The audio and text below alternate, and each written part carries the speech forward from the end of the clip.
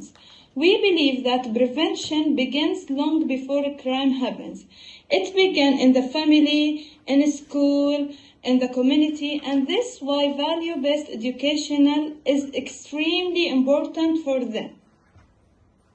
So the main cause, from our experience working with youth and families, we noticed three major causes that increase vulnerability among young people. The first one is the family instability. When children grow up without emotional support and communication between each other and between the family or trust, they often search for belonging elsewhere. And the second cause is negative peer and online influence. Today, social media can expose youth to violence, multiplication, and unhealthy behavior very quickly. And the third cause is the lack of belonging and safe spaces. Many young people simply need a safe environment where they feel heard and to be respected and to be supported. Next slide, please. Our approach in Jordan, at WFWP, we focus on prevention through education, emotional support, and community engagement. Our program includes character education, leadership activity, mother program, and emotional support activities. We also organize some workshops and discussions for volunteer and some volunteer activity and teamwork project, and the young people can help the young people to build confidence and communication skills with their community. We try to create positive environment where the youth can feel valued and to be connected with their community. They can start thinking about their families, about their community, about their friends without doing anything wrong. So, next slide. Working with mothers and family. One of the most important parts of prevention is the strengthening family. Through Mothers Program Family Session, we focus on positive parenting, communication, emotional understanding, and building trust instead of fear. When children feel emotionally safe at home, they are less likely to seek belonging in the harmful environment. We believe that supporting mothers and family is one of the strongest forms of young protections. And also, we have some empowering for youth. Young people need more than advice, not just the advice. They want to see, they want to feel some experience, to feel that we are seen, we are part of this community. So they need the opportunities to encouragement and positive experience. Through our sports activities or our teamwork activities, our leadership activities, and volunteering and some study and some support for their study, and youth being to develop responsibility and some self-confidence between themselves. Many students we see that many students become more socially and more connected and more emotionally stronger through these activities. We especially focus on creating safe communication spaces where youth can express themselves positively. Next slide. The real impact. I think next slide. The real impact. Although our work is community-based, we have seen meaningful positive impact. As I said, many young people become more confident, more emotionally aware, and socially engaged. We also noticed better communication within their family as we visit them inside their home. We always make visiting for them. So we noticed that within family, their communication starts to be more like positive communication and reduce the aggressive behavior between them among some youth participants. Sometimes prevention begins simply by making young person feel seen, feel supported and valued.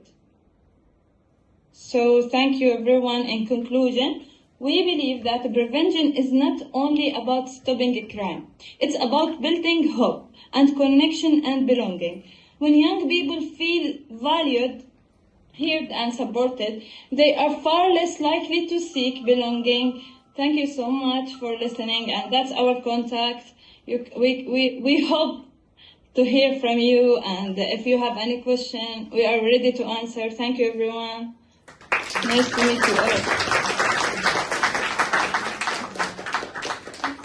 Thank you very much, Roa, for showing Yeah, us thank you all. projects.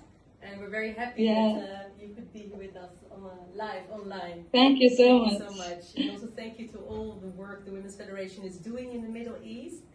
And yeah, we're getting over time, but I hope you can all still stay for our last speaker. Sure. Thank you. She's here present all the way from Israel, Mrs. Hala ABUSARIS from Debate for Peace. Hala has a background in education, childhood development, and is passionate about creating inclusive and impactful learning environments. And Debate for Peace is a very impressive organization that brings together Arab and Jewish students. And she will be talking about peer-to-peer education for peace, countering hate and violent behavior. Hala, we're very happy that you could be here, and the floor is yours. Thank you. I would like to start with saying, may peace be upon you all, which is Assalamu alaikum. I live in the Holy Land, which is both a privilege and a responsibility. Do you need to present? Yes. Okay. Yeah. It is a land circuit communicates identities and histories. A place where cultures, traditions, and languages exist side by side. A place that should be grounded in the freedom of religion, freedom of speech, and respect for every human being, regardless of their background. But in reality, many students grow up separated from one another, attending different schools, living in different communities, even speaking different languages, with a little chance to meet or understand each other. Since our brains are wired to categorize people, we often separate one another through stereotypes. That what creates fear and misunderstanding. When teenagers only encounter each other through media, political tension, or conflicts, they stop seeing human beings and begin seeing labels.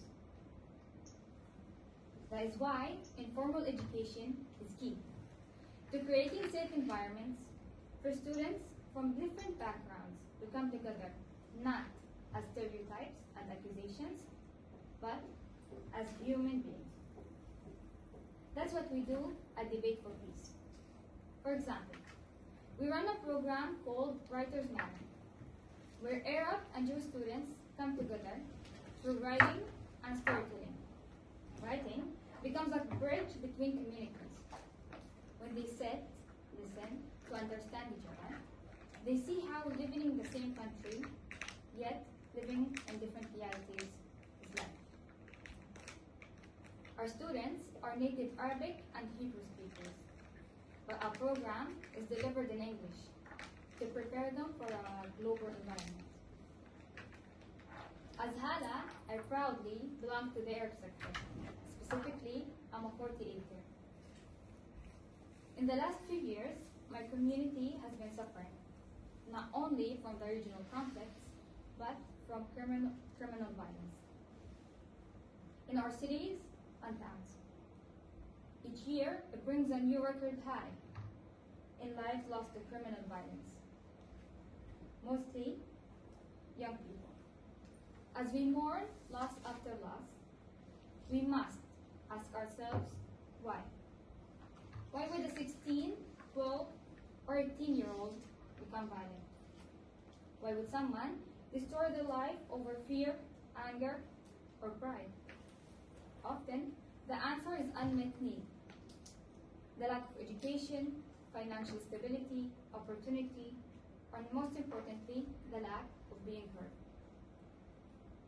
That feeling of betrayal by your own government, your own country, or even by justice systems, or operating but betraying their purpose. What makes Arab and Jewish students or youth carry anger inside of them.